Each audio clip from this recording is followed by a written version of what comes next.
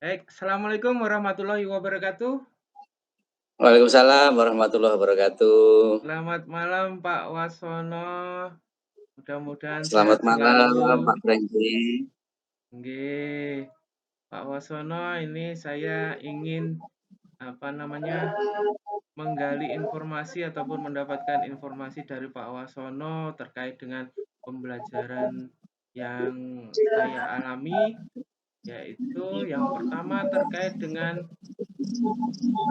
kesulitan siswa mengutarakan pendapat ataupun bertanya.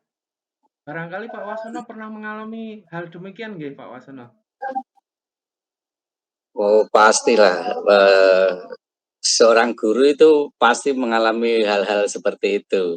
Oh, Tidak mungkin tidak mengalami hal seperti itu dari sekian banyak masuk kelas dengan sekian banyak ketemu murid, pasti ketemu hal yang seperti itu Pak Franky. oh. Baik Pak Wasono, kira-kira menurut Pak Wasono penyebabnya apa nggih Pak Wasono terkait susahnya siswa untuk mengutarakan pendapat? Ya, jadi kalau apa itu saya ya untuk saat ini kalau menemui masalah seperti itu, Pak Franky, Nggih, jadi yang pertama lakukan diagnosis dulu. Ya. diagnosis. Diagnosis pada murid-murid kita. Ya, caranya bagaimana? Banyak cara sih untuk melakukan diagnosis itu. Jadi kalau di kurikulum sekarang kan namanya asesmen diagnosis. Jadi sebelum Oh, memulai pelajaran, guru itu melakukan asesmen diagnosis. Nah, murid-murid kita ini, ya murid-murid yang sedang kita hadapi, itu nanti termasuk murid-murid yang auditory, ataukah murid-murid yang visual, ah, ataukah itu murid-murid yang kinestetik. Ya, oh, seorang guru harus tahu. Jadi pertama diagnosis dulu. Nah, nanti kalau kita udah tahu murid-murid kita itu tipe atau gaya belajarnya seperti apa, nanti kita akan bisa memaksimalkan peran mereka gitu. Nah, jadi pertama itu ya Pak Franky ya, baik. diagnosis dulu. Anak-anak yang auditory ya, mereka suka mendengarkan, mungkin mereka akan suka langsung bertanya. Anak-anak yang visual itu kalau mereka mengungkapkan dengan pertanyaan lisan, itu akan sangat sulit kita dapatkan hal yang demikian. Maka nanti caranya adalah anak-anak auditori ini kita ajak, ya kita ajak untuk satu itu memahami materi dengan cara mereka itu karena suka mendengarkan ya, auditori itu mendengarkan materi, mengakses materi yang berbasis visual. Anak-anak yang berbasis auditori mendengarkan. Ya. Nah, anak-anak yang visual itu anak-anak yang tipe belajarnya tidak suka suara. Kalau ada suara mereka justru tidak bisa konsentrasi. Hmm. Maka kita harus pahami itu. Anak-anak yang kinestetik itu anak-anak yang suka belajar itu sambil bergerak. Maka kita harus paham memberikan sumber belajar untuk mereka. Nah, dari situ nanti kita akan lebih mudah membuat anak-anak itu mau bertanya kepada gurunya karena sumber belajarnya itu yang mereka sukai. Nah, yang pertama itu Pak Franky. Monggo pertanyaan lanjutannya gimana? Baik Pak Wasono. Selanjutnya untuk pertanyaan yang kedua yaitu rendahnya tingkat pemahaman peserta didik terhadap soal HOTS. Jadi melihat hasil belajar siswa ketika ujian itu dalam poin-poin yang mengerjakan soal yang bertipe HOTS itu siswa sepertinya lemah. Nah, ini penyebabnya apa Pak Wasono? Ini soal yang pilihan ganda atau soal uraian Pak Franky nantinya? Bisa Yang hotnya pilihan ini. ganda, bisa pilihan. Tetapi kan kita biasanya melakukan di PSTS maupun untuk akhir semester itu pilihan ganda nggih Pak Wasono? Iya, iya. Jadi begini Pak Prenggi, kita itu kalau jadi guru ya, untuk menuju ke soal-soal hot itu harus istilahnya step by step. Ya, step by step. Karena soal hot itu basic yang pertama kan literasi. Jadi anak itu memang harus kita biasakan dulu untuk literasi. Membaca ya, Memahami bacaan memahami bacaan. itu bukan hal yang mudah kayak untuk anak-anak sekarang. Jadi latih dulu di keseharian itu untuk sabar membaca, teliti membaca. Itu yang pertama. Kemudian yang kedua, karena ini soal hot, kaitannya kan dengan soal-soal analisis, ya. Jadi yang berikutnya adalah anak-anak juga harus kita ajari bernumerasi. Berhitung itu penting ya di pelajaran AIJ kan Pak Frenggi. Iya betul Pak. Nah, jadi pemahaman logika di matematika, nah karena di AIJ kan semuanya harus logis ya. Nah, mulai dari hitung-hitungan, bagaimana mendesain jaringannya, itu pasti berbasicnya logika. Nah, dengan berliterasi dan dengan bernumerasi tadi, latihan demi latihan, itu nanti baru bisa kita harapkan siswa itu mampu mempelajari soal-soal tipe hot dengan baik. Tapi sekali lagi ini harus step by step. Sebelum masuk ke hot mungkin masuk ke mod dulu, yang medium dulu. Begitu Ya, ya. baru masuk ke hot. Nah, begitu Pak Frenggi. Jadi memang tidak mudah untuk menjawab soal-soal hot ya gitu. Oh Gitu Pak begitu Pak. Frenggi. Iya siap Pak Wasono. Terima kasih Pak Wasono. Untuk soal yang ketiga Pak Wasono, kurang optimalnya pemanfaatan teknologi pembelajaran ini yang dimaksudkan guru Pak. Jadi ketika menyampaikan materi di kegiatan pembelajaran, sepertinya siswa itu kurang tertarik karena mungkin barangkali gurunya kurang memaksimalkan atau mengoptimalkan teknologi untuk pembelajaran. Kira-kira penyebabnya apa Pak Wasono? Ya, gini ya Pak Frenggi, memang di sekolah itu kan gurunya bervariasi ya, bermacam-macam guru dengan tingkat literasi media yang berbeda-beda. Maka mungkin kalau guru-guru yang mohon maaf ya Pak Frenggi ya sudah udur atau mungkin sudah mau masuk usia pensiun, itu kalau kita ajak menggunakan teknologi informasi di dalam pembuatan media pasti sulit. Nah, sebenarnya apa itu yang bisa kita maksimalkan adalah teman-teman kita yang mungkin masih bisa kita ajak untuk menggunakan media ini. Permasalahan teman-teman, walaupun tidak menjamin ya yang muda mau menggunakan. Nah, terkait hal-hal yang menjadi masalah mereka, yang pertama mungkin sekolahan tertentu itu memang tidak peduli dengan media pembelajaran. Ya. Padahal media pembelajaran ini sangat-sangat penting di era saat ini.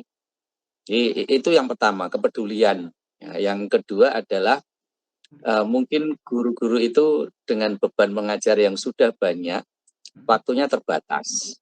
Ya, waktunya terbatas sehingga untuk meluangkan waktu menggunakan media, karena membuat media berbasis IT itu kan juga butuh waktu yang lama. Ya, itu. Kemudian yang ketiga, mestinya sekolah-sekolah itu harus mengadakan workshop. Jadi akses teman-teman guru ke workshop, ke pelatihan itu Wah, kecil dari sekolahan. Ya, ini sehingga masuk perlu solusi nih Pak. Nanti masuk diperbanyak. solusi. Oh, gitu. Oke, oke, oke, oke, Pak Penyebabnya Franky. Ya, tadi siap, siap. berarti Ya. penyebabnya tadi berarti kurangnya Ketidakpedulian. Yang pertama itu memang ketidakpedulian. guru-guru, beberapa guru memang tidak peduli dia anggap itu metode ceramah itu yang paling top chair gitu. Oh gitu nggih. Baik.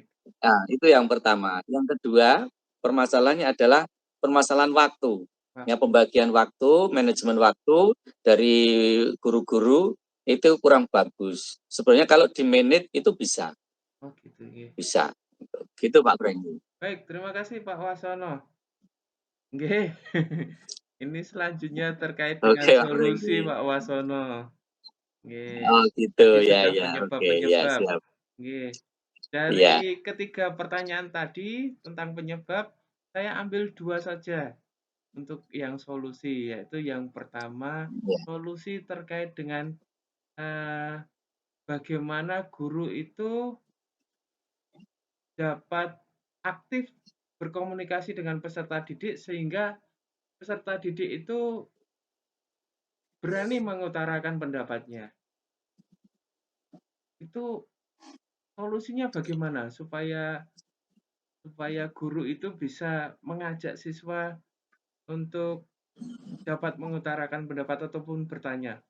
Cara-caranya gitu, Mas. ya. Oke, jadi supaya anak bisa interaktif maksudnya gitu ya. Betul, Pak Wasono. Mungkin tidak hanya bertanya, tapi juga mungkin bisa memberikan komentarnya Iya, begitu. Nah, memberikan pandangannya terhadap pelajaran tertentu, misalnya seperti itu. Ya. iya. Jadi seperti tadi ya, jadi guru itu harus mengenali tipe-tipe atau gaya belajar anak. Dengan guru mengenali tipe-tipe gaya belajar anak, maka guru itu akan mampu berkomunikasi dengan baik. Berkomunikasi itu kan tidak hanya lewat guru ceramah di kelas, ya. Bisa berkomunikasi dengan menggunakan medianya, bisa berkomunikasi dengan modul yang dia buat, bisa berkomunikasi dengan job sheet yang dia buat. Ya, artinya komunikasi-komunikasi dengan anak itu bisa tulisan, bisa juga lisan, bisa juga dengan menggunakan media yang lain. Nah, Mmm, dengan apa itu kita mengenali tipe atau gaya belajar mereka, maka mereka nanti ketika mau berinteraksi itu memang sesuai dengan karakter mereka, sesuai dengan tipe gaya belajar mereka. Jadi kalau anak-anak yang suka bertanya lewat tulisan, ya kita harus layani mereka. Siapa yang mau bertanya, gitu kita latih anak-anak. Saya beri waktu eh, 3 menit atau 4 menit. Jadi setelah guru menjelaskan, misalnya ada diskusi dan lain sebagainya, anak-anak itu kita berikan break waktu sebentar untuk menuliskan dulu pertanyaannya. Nah, dalam membuat pertanyaan, guru juga harus mengajari, yaitu dengan biasanya kan 5W plus 1H. Ada what, apa, ada who, siapa, ada why, dan terakhir nanti ada how, bagaimana. mmm, Nah, itu anak-anak harus kita perkenalkan cara bertanyanya. Jadi jangan hanya, ayo siapa yang mau bertanya, tapi kita tidak kasih tahu teknik bertanya. Jadi bertanya itu bisa dimulai dari apa, bagaimana, mengapa, di mana, dan seterusnya. Jadi itu teknik-teknik bertanya kita ajarkan. Di anak tipe visual, mereka bertanya dengan teks mereka. Nah, setelah mereka nulis, ya, kemudian baru siapa yang mau bertanya, silahkan dibaca pertanyaannya. Seperti itu Pak Brenggi caranya. oh begitu. Disediakan kertas Iya, ataupun apa bisa lewat WA bukunya gitu ya, Pak? masing-masing saja. Iya, iya, begitu. Gitu ya. Jadi teknik mengajak mereka bertanya begitu. Kalau anak-anak yang auditori, mungkin mereka enggak butuh kertas, enggak butuh pulpen, mereka langsung saja secara spontan. Pak mau tanya, deret, nah begitu. Karena itu anak auditori dengan mendengarkan mereka nangkepnya dari situ. Anak-anak yang kinestetik, kalau guru tidak pernah mengajarkan praktek, ya, hanya mengajarkan teori, anak-anak kinestetik akan kesulitan bertanya. Karena dia akan mendapatkan masalah itu kalau dia mempraktekkan, dia menirukan apa yang diajarkan guru gitu. Jadi kalau tidak praktek, tidak mengerjakan, ya tidak bergerak, dia buntu sehingga dia tidak akan interaktif dengan guru. Nah, itu tadi makanya guru harus mengenali gaya-gaya belajar mereka sehingga guru itu nanti mampu berinteraksi dengan cara yang baik. Nah, maka di kurikulum Merdeka itu ada namanya pembelajaran berdiferensiasi. Nah, berdiferensiasi dalam hal konten bisa atau materinya, atau berdiferensiasi dalam bentuk proses. Seperti itu Pak Frenggi. Kalau saya mengajar di AIJ Pak, tentang Iya. mungkin tentang pokok bahasan VLAN ataupun routing, itu Iya. siswa sepertinya mungkin menangkapnya susah, karena mungkin materinya susah untuk diterapkan secara real, kan menggunakan apa namanya, Cisco Packet Tracer gitu. Iya, iya. Kemudian siswa bingung, mungkin nggak tahu apa yang ingin ditanyakan, realnya bagaimana gitu, mungkin ada solusi, Pak? Ya, betul sekali Pak Frenggi. Jadi memang beberapa materi yang istilahnya sulit dibuat real, sebenarnya guru bisa membuat hal-hal itu menjadi sesuatu yang nyata. Ya, mungkin tidak mendekati benda yang sebenarnya. Tadi saya katakan peranan media ya, media pembelajaran. Jadi kalau anak-anak yang istilahnya fast learner atau belajar cepat, itu bisa menangkap hal-hal yang seperti ini dengan cepat. Tapi kalau anak-anak yang slow learners, jadi mereka lambat belajar, karena memang mereka adalah tipe belajar kinestetik. Kinestetik itu perlu diingat ya Pak Frengi, anak-anak itu harus menyentuh, ya harus meraba, harus menggerakkan tangannya dan lain sebagainya. Itu baru mereka nanti klik dengan pelajaran. Maka guru harus selain menggunakan tadi ya media pembelajaran Cisco Packet Tracer, bisa dibuat menjadi lebih real untuk anak-anak yang slow learners. Maka itu tadi saya katakan, guru harus melakukan diagnosis awal. Diagnosis yang pertama tadi kan saya sampaikan diagnosis untuk gaya belajar. Nah, yang kedua, guru itu bisa melakukan diagnosis kemampuan awal. Nah, itu. Oh, sehingga guru nanti bisa membedakan, oh anak-anak saya ini memang tipe belajarnya lambat, anak yang kelompok ini tipe belajarnya cepat. Anak yang cepat diajari pakai Cisco Packet Tracer, no problem. Nah, karena dia bisa membayangkan dan lain sebagainya. Anak-anak yang slow learner ini tidak bisa. Maka itu tadi medianya itu harus dibuat real, dibuat nyata. Ya. Oh, ini kliennya, ini routernya, oh ini nanti dapat akses dari mana dan lain sebagainya. Ya, dibuat nyata Pak Frenggi. Ya, medianya tidak lagi media berbasis IT kalau yang ini ya. Ini harus media real yang bisa diraba, dirasakan, dipegang dan seterusnya. Itu begitu Pak Frenggi. Oh, baik Pak Wasono. Wah, ini sepertinya sekaligus menjawab pertanyaan yang ketiga ya, pertanyaan tentang kurang optimalnya pemanfaatan teknologi pembelajaran ini, Pak. Tapi mungkin bisa dieksplor lagi, Pak.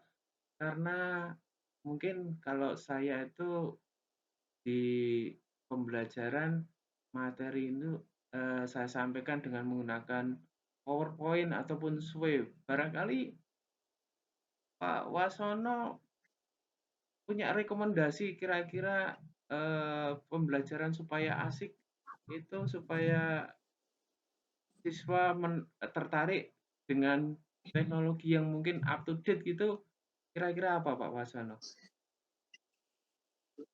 Ya, gini Pak Frengi ya. Jadi guru itu memang harus walaupun mungkin usianya sudah dikatakan tua, tapi jiwa guru itu haruslah menyamakan frekuensi dengan jiwanya anak-anak. Gitu. Itu yang pertama yang harus dipahami. Tua usianya enggak apa-apa, tapi memang frekuensi di dalam belajar itu harus sama dengan frekuensinya anak-anak. Itu. Sehingga kalau sudah sama frekuensi dengan anak-anak, guru itu nanti akan paham dengan dunianya anak. Mmm, Anak gitu. sekarang itu sudah nggak bisa lagi diajar dengan ceramah. Wah itu sudah sudah apa itu, sudah ndak masuk dengan Iya. anak-anak, generasi pasca Gen Z ini, ya. Jadi harus pakai itu tadi ya, media pembelajaran berbasis IT. Nah, Oke. kemudian yang kedua, eee, kalau apa itu, sebenarnya PowerPoint itu kan bisa dimaksimalkan dengan baik, Pak Prenggi ya. Bisa lebih dimaksimalkan ya, Pak, ya? Bisa lebih Wah, dimaksimalkan, karena kadang-kadang guru itu hanya menggunakan PowerPoint itu untuk memindah teks saja. oh gitu, Masalahnya iya iya. kadang-kadang di situ. Apa bedanya, menggunakan media IT, menggunakan menggunakan laptop, menggunakan proyektor, Iya, ditampilkan di depan, ternyata tulisannya ya sama saja, teks sama saja. saja. Terus saya itu sudah menggunakan IT. IT-nya apa? Lah itu saya tampilkan PowerPoint. Bentuknya apa? Teks. Kadang salah pahamnya di sini ya. Jadi yang dimaksud, maka gini Pak Prenggi ya, kadang-kadang guru itu tidak bisa membedakan mana media, mana alat. Hmm, Ya. Proyektor itu media atau alat. Proyektor itu alat ah, untuk menampilkan. Dikira itu media. Bukan begitu. Jadi media itu entah, software, entah benda real yang itu bisa mewakili, suatu materi pelajaran tertentu. Contoh misalnya ya, mau mengajarkan kalau di AIJ tadi ya, betul. eee tentang, routing misalnya. Penting, iya. Ya, kalau guru hanya menampilkan PowerPoint bentuknya teks, itu bukan media. Kalau yang media tadi, Cisco Packet Tracer itu sudah oke ya, sudah Mhm, oke. Ya, tapi mungkin akan kalau misalnya mau menggunakan, PowerPoint, itu kan sebenarnya bisa dimaksimalkan juga PowerPoint, dengan animasinya, mmm, kemudian, dengan Visual Basic application-nya, kan PowerPoint bisa lebih, powerful di situ. Nah, jadi kalau istilahnya kita mau mengajak guru-guru yang lain itu, nggak usah banyak software, nanti malah jadi bingung mau pakai yang mana. Cukup itu tadi kalau IC pakai Cisco Packet Tracer, atau mungkin tampilkan video-video. Nah, yang ketiga ini tadi, PowerPoint itu bisa dimaksimalkan lagi.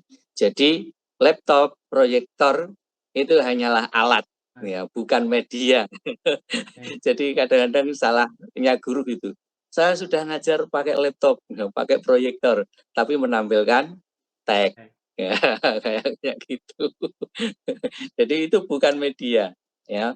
Ya, jadi yang pertama tadi kita pahamkan dulu apa itu media, sehingga teman-teman kita nanti akan tahu, oh ternyata yang kemarin saya gunakan ternyata hanya alat. Mmm, Ya, dulu tulisan kapur di papan tulis, sekarang diganti di laptop. Ya masih sama aja, yaitu teks, ya baik, gitu. oke. Ya, gitu ya Pak Prenggi ya. Baik, Jadi terima kasih, maksimalkan Pak. PowerPoint. Ya, Iya, terima kasih Pak Wasono atas iya, pencerahannya. iya, Mudah-mudahan bermanfaat bagi saya secara pribadi. iya, Mudah-mudahan iya, nanti bisa lolos PPG. iya, Mohon doanya mudah-mudahan, Pak amin. Wasono. Iya, Ini tadi amin, sudah amin, selesai ya, dari materi yang ingin diangkat.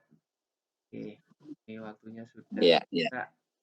Terima kasih Pak Wasono. Mungkin Ya, kita sama-sama lanjut Pak Prenggi. untuk aktivitas lainnya. Matur Oke, nuwun, ya, jazakallah khairan iya, katsira. saya terima kasih. Monggo Pak Wasono, lanjut. Iya, Pak Assalamualaikum Prenggi. warahmatullahi wabarakatuh. Waalaikumsalam warahmatullahi wabarakatuh.